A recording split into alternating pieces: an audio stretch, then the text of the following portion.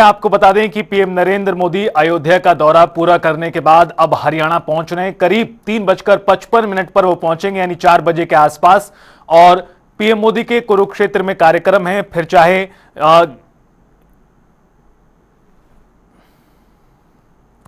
और इस खबर पर ज्यादा बातचीत और जानकारी साझा करने के लिए हमारे संवाददाता रणदीप रोड हमारे साथ कुरुक्षेत्र से सीधा जुड़ चुके हैं।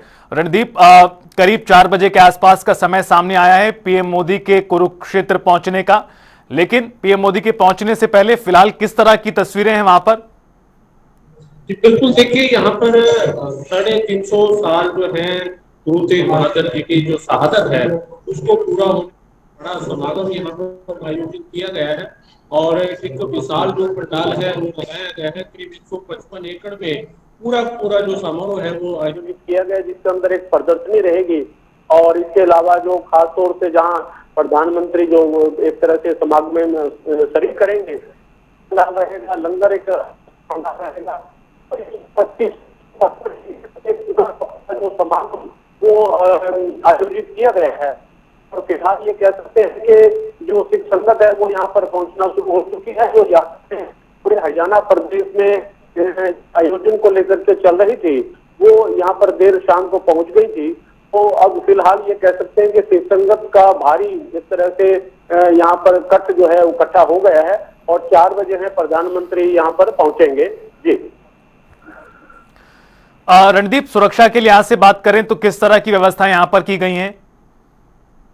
ठीक है, सुरक्षा व्यवस्था प्रधानमंत्री का एक विशेष प्रोटोकॉल है और 5,000 के करीब जो है पुलिसकर्मी लगाए गए हैं और अधिक संख्या में एसपी, डीएसपी और खास तौर से जो प्रधानमंत्री की सुरक्षा में जो तैनात एजेंसियां होती हैं सबने अपना जिम्मा संभाला हुआ है। और एक तरह से कुरुक्षेत्र की नाकेबंदी और ट्रैफिक डाइवर्ट, इस तरह की जो पूरी की पूरी व्यवस्था है, खासतौर से जो पंडाल की जो एक तरह से निगरानी और सुरक्षा है उसमें मुस्तैद है।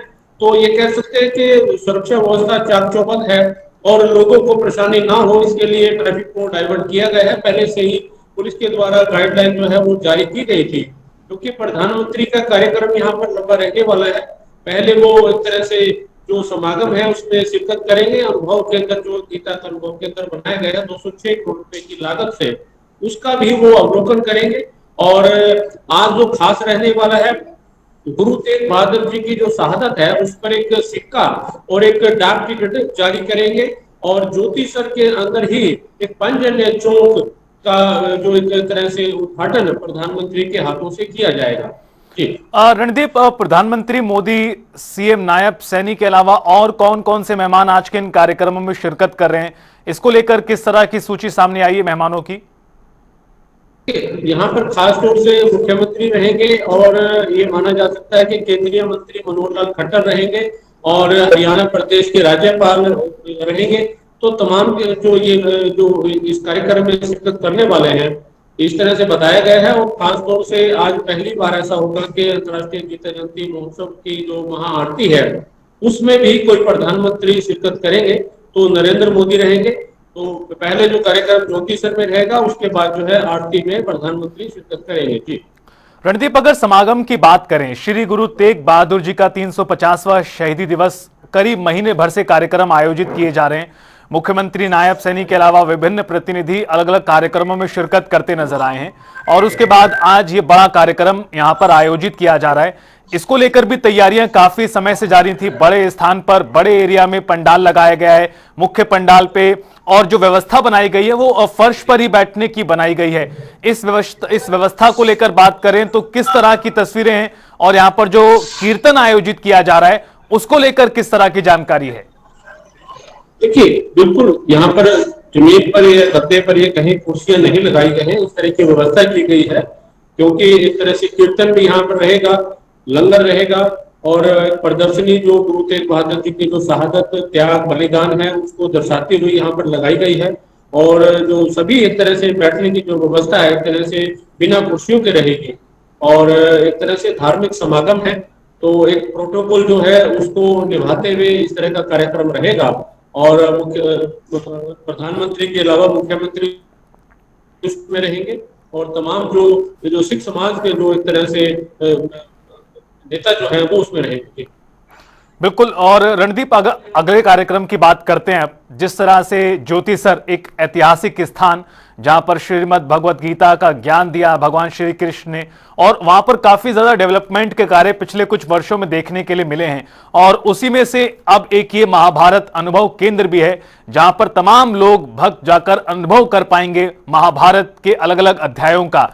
आज के इस उद्घाटन के बाद किस तरह से जो ये ज्योतिसर अनुभव केंद्र है, महाभारत अनुभव केंद्र है, ये कुरुक्षेत्र और प्रदेश के लिहाज से भी अगर बात करें, ना सिर्फ धार्मिक नजरिए से, पर्यटन के लिहाज से भी एक बड़ा कहीं ना कहीं स्थान साबित होने वाला है आने वाले वर्षों में। देखिए, 206 करोड़ रुपए की लागत से ये जो फिलहाल जो बनाया गया है, जिसका अवलोकन आज प्रधानमंत्री करेंगे, इसके बाद एक तरह से गीता अनुभव केंद्र को आम जनता के लिए खोल दिया जाएगा और इसके अंदर जो है महाभारत से जुड़े हुए हर वो प्रसंग डिजिटल फॉर्म में जो है दर्शाए गए हैं, जो एक तरह से ऑडियो वीडियो विजुअल के माध्यम से तो आप ये अनुभूति कर पाएंगे कि किस तरह से उस वक्त धर्म और अधर्म का महायुद्ध जो महाभारत हुआ था और किस तरह से भगवान श्री कृष्ण ने गीता का उपदेश दिया था। तो वो सब जो आने वाले पर्यटक जो दर्शक जो है वो देख पाएंगे। आज जो है प्रधानमंत्री के अवलोकन के बाद इसको आम जनता के लिए खोल दिया जाएगा और गीता की उपदेश स्थली पर ये बनाया गया है। तो ये माना जा सकता है कि एक तरह से जो देश विदेश से जो पर्यटक आते हैं उनको एक अलग तरह की अनुभूति यहाँ पर होगी। जी बिल्कुल अलग तरह की अनुभूति होगी और हरियाणा के लिए भी आज का दिन बेहद खास है कई मायनों में। बहुत शुक्रिया आपका रणदीप, हमारे साथ जुड़ने के लिए और जानकारी हम तक पहुंचाने के लिए। तो आपको बता दें कि अयोध्या के बाद प्रधानमंत्री नरेंद्र मोदी अब से कुछ ही देर में हरियाणा पहुंचेंगे और सबसे पहले अंबाला पहुंचेंगे और उसके बाद हेलीकॉप्टर के माध्यम से पहुंचेंगे कुरुक्षेत्र। और सबसे पहले जो उनका कार्यक्रम है श्री गुरु तेग बहादुर जी के 350वें शहीदी दिवस के मौके पर आयोजित आज के कार्यक्रम में है, जिसमें वो हिस्सा लेंगे। उसके बाद अन्य कार्यक्रमों में शिरकत करेंगे।